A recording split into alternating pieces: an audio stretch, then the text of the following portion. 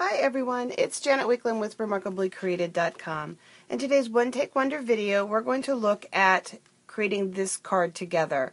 I want to give you some tips for adhering this really cool new Scallop Thinlit to the back of your card, and I want to introduce you to the Flower Patch stamp set and give you a little tip for some of our solid photopolymers. So let's take a look at this product. The Flower Patch stamp set is available on page 156 of our Stampin' Up! Catalog, and what's really cool is it does have coordinating framelits so that you don't have to cut out all of these pieces. It does have a set of framelits. These work with our Big Shot, and it also is packaged in a 15% cost savings bundle, so that's a great bonus for you with that. What I'm going to be working with as well are our transfer adhesive sheets, and I just did a video for you on all different types of adhesives, and this was one of the ones that I pointed out, and it's on page 204 of the catalog. So let's start first with the tip around that framelit. So what I've done is I've taken, oops, and I wonder why things disappear sometimes. Well, a little star followed us. Taken a piece of basic black cardstock and adhered it to the adhesive transfer sheet, and I'll be able to just pull the backing off and there'll be stickiness underneath. It's double-sided sticky. You can put your paper right on top of it, and then of course you'll peel your backing off and it'll be sticky. So I started by again putting basic black cardstock onto the adhesive transfer sheet, and then what I did was I laid a piece of wax paper over top of this. So I laid a piece of wax paper over top of it. And then I laid the Scallop Thinlit over top of all of that.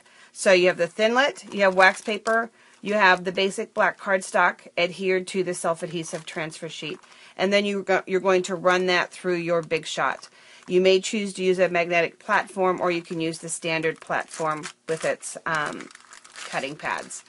So, and then you're just going to be able to pull that right off, and you can see that the cardstock is not stuck into my framelit. I do have a little bit of wax paper, and then that all just pops right out. Okay, it's not a problem right there.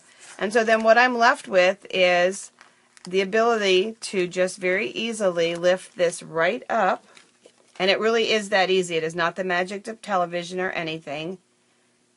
I am not a difficult kind of gal. It has to be easy for me to enjoy doing it.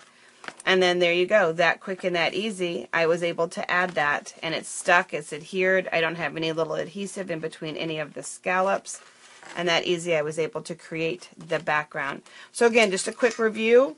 You want the self-adhesive transfer sheet, you're going to pull the backing off, adhere cardstock to it, and then you're going to go ahead and lay a piece of wax paper down on top of your cardstock, and then you will lay with the cutting side down your framelit on top of that. You're going to run it through the Big Shot with the appropriate sandwich, and then you'll be able to just lift it up, and there's your background ready to be stuck to a card. That quick, easy, nothing sticking. And then look at all those fun little pieces. Oh, it'd be fun to figure out a way to lift them all up easily. But there's that reverse, and they've all got adhesive on them ready to be used too, so double bonus there. So now let me finish with a little tip I wanted to give you. In Louisiana, they have this word. It's called lanyap. It's means a little extra. It's one of my favorite words. And so with the photopolymer stamps, our big solid images, sometimes when we're working with them, and sorry for reaching across in front of you,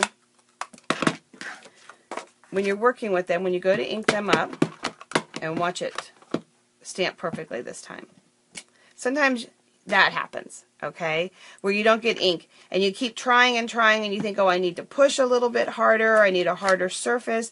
Well, in reality, what we're finding is that a softer surface works. And this is our paper piercing mat.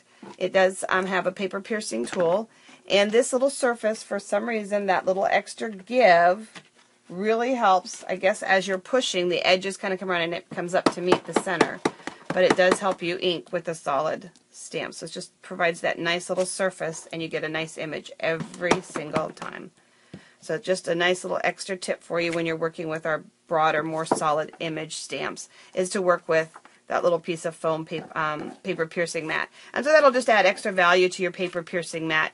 Now you'll use it for paper piercing. Of course, I showed you how to use this with your Thinlits and things like that. So have fun working with the new background, guys. Thanks for watching. Take care.